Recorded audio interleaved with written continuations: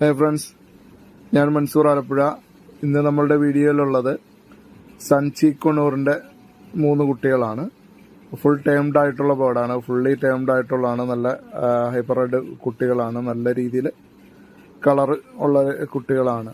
അതിലെ ഒരു മെയിലും 2 ഫീമെയിലുമാണ് നമുക്കിപ്പോൾ അവൈലബിൾ ആയിട്ടുള്ളത്.